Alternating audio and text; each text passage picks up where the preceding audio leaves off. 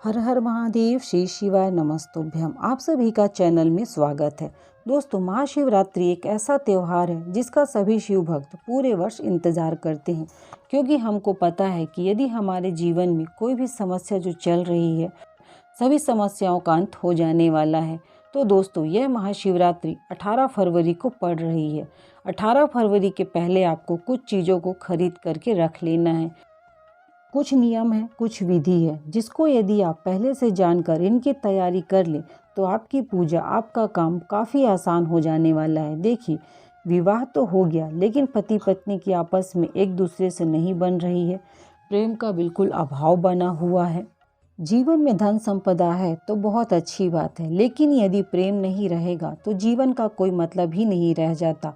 प्रेम का मतलब वह नहीं कि मतलब एक तरफा, मेरे कहने का मतलब है कि एक सामान्य जो दाम्पत्य जीवन में होना चाहिए उस तरह का प्रेम बना रहे।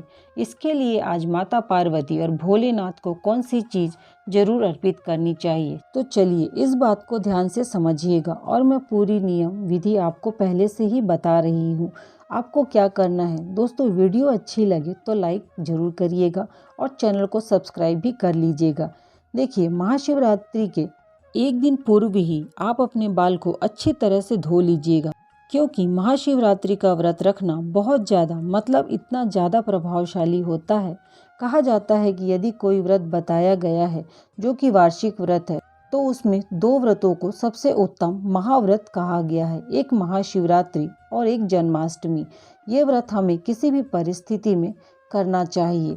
तो आज जो है वह सुहागिन महिलाओं के लिए एक विशेष चमत्कारी चीज बताने जा रही हूँ, जिसको आप कर लीजिएगा। कई जगहों पर तो नियम होता है, पारिवारिक परंपरा है कि महाशिवरात्रि के दिन यह काम किया ही जाता है। तो जरूरी नहीं है आपके और आपके पति के भी सब अच्छा है, सब कुछ ठीक है तो आप नहीं कर सकते।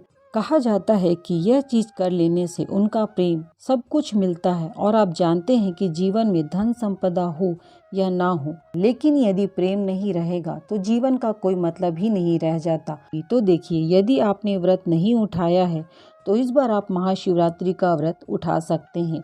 एक दिन पहले बाल धोकर साफ शुद्ध हो लीजिएगा। साथ ही साथ देखिए कि महाशिवरात्रि पर एक चीज का ध्यान दिया जाता है कि ये बहुत सारे स्थानों पर पार्थिव शिवलिंग का पूजन होता है।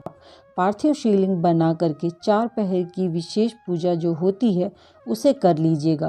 पूजा विधि बहुत ही आसान होती है, कोई बहुत बड़ा इसमें आपको आडंबर नहीं करना होता है, ना ही कोई विशेष तैयारियां करनी होती हैं।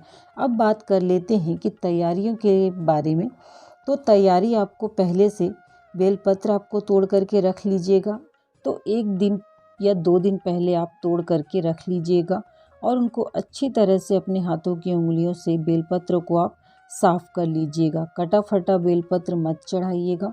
बेलपत्र तो हम हर रोज चढ़ाते हैं, बिल्कुल ज़रूरी ही है और हम चढ़ाते ही हैं, लेकिन आज की पूजा बहुत विशेष होती है। तो मैं आपसे बार बार कह रही हूँ कि जब अब कोई विशेष दिन होता है, उस दिन की पूजा ना 1000 गुना प्रभावशाली होती है। तो आज ना 1 लोटा जल चढ़ाने से महादेव जीवन के वारे न्यारे कर देते हैं। बेलपत्र तोड़कर आप साफ कर लीजिएगा। लहसुन प्याज एक दिन पहले से ही मत खाइएगा। फिर से आपसे कह रही हूँ कि यह महाव्रत है, चाहे जन्माष्टमी हो या महाशिवरात्रि, तो इस दिन लहसुन प्याज एक दिन पहले से ही आप मत खाइएगा। सुहागिन महिलाएं आज के दिन खूब अच्छे से तैयार हो, 16 श्रृंगार करें, अच्छे से तैयार हो, मेहंदी, महावर, चूड़ी, बिंदी, जैसे पूरा श्रृंगार होता है वैसे आप करें। आज के दिन जो महिलाएं तैयार होती हैं उनका सौभाग्य श्रृंगार बना रहता है। तो यह काम आप सभी जरूर करिएगा, और जो चीज़ें आपको खरीदनी है वह पहले से ही आप खरीद लीजिएगा। सब मिला करके उदासीनता से हमें यह त्यौहार नहीं मनाना है, खूब अच्छी तरह से श्रृंगार करके रहना है और खुश रहना है और हमें प्रसन्नचित्त रहना है। तो यह सारी चीज़ें पहले से तैयार कर लीजिएगा। दूसरी चीज़, वैसे तो शिव पूजन में बहुत सारी चीज़ों की आवश्यकता नहीं होती है, लेकिन जो फूल हैं वह बासी मत चढ़ाइएगा। किसी भी स्थिति में बेलपत्र तोड़कर रख लीजिएगा, लेकिन फूल को बासी मत चढ़ाइएगा, इससे लक्ष्मी की हानि होती है। तो फूल जो है आप ताज़े तोड़ लें या आप कहीं से भी ले लें, तो फूल जो भी आप लेंगे वह ताज़े ही लें। आपके घर में यदि पारस शिवलिंग है या नर्मदेश्वर शिवलिंग है तो उनकी पूजा भी आप घर में कर सकते हैं, लेकिन बहुत विशेष दिन है तो कोशिश करें कि आप किसी मंदिर में जा कर के भोलेनाथ का अभिषेक कर लें। महाशिवरात्रि के दिन पारस शिवलिंग या नर्मदेश्वर शिवलिंग की स्थापना करने से भी पुण्य फल की प्राप्ति होती है। व्रत में क्या खाएं यह भी जान लेते हैं। देखिए, कुछ लोग जो हैं वह फलाहार व्रत रखते हैं और कुछ लोग जो हैं शाम को सेंधा नमक जो होता है वो भोजन में ले लेते हैं। तो बीपी वगैरह की दिक्कत है, किसी प्रकार की दिक्कत है तो आप व्रत में सेंधा नमक ले लीजिएगा, परेशान मत होइएगा। व्रत हमेशा शारीरिक क्षमता और परिस्थिति के अनुसार रखा जाता है, तो यह चीज़ आप अपने अनुसार देख लीजिएगा। अब एक बात और बता दूं कि सुबह सुबह जो पूजा होगी हमारी, उस पूजा में एक चीज़ का ध्यान रखना कि आप चाय वगैरह मत पीजिएगा। प्रयास करिएगा कि आज सुबह सुबह ही आप मंदिर जाएं और वहां पूजा अर्चना कर लें।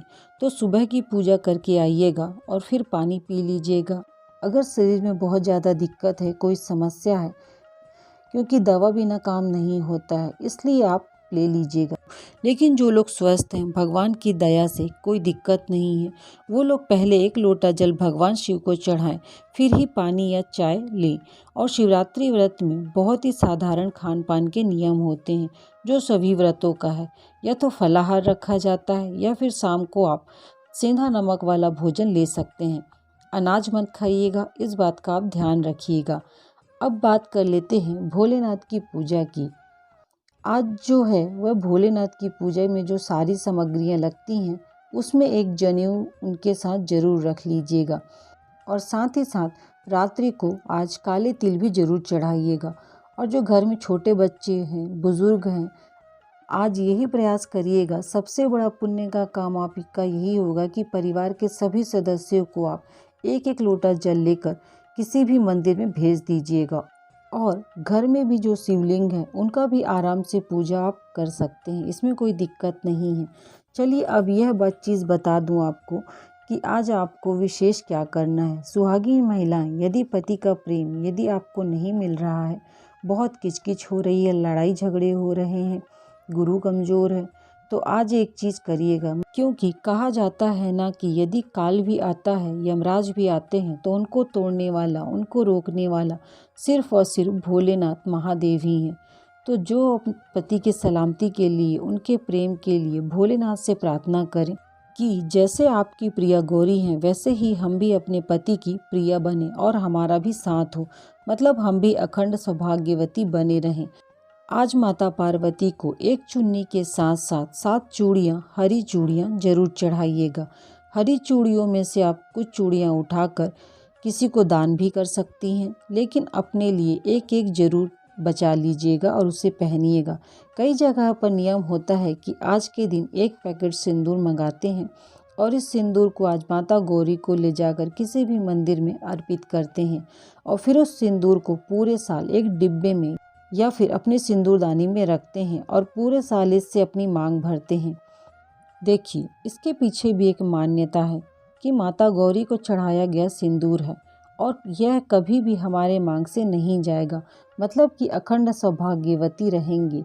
इसलिए 1 पैकेट सिंदूर चढ़ाएं और इससे अपनी मांग भरिए, क्योंकि माता गौरी का प्रसाद है, यह कभी भी खाली नहीं जाएगा। माता पार्वती और भगवान भोलेनाथ की कृपा बनी रहे, इसके लिए आप यह जरूर करिएगा और साथ ही कमेंट बॉक्स में भगवान भोलेनाथ का जयकारा जरूर लगाइएगा।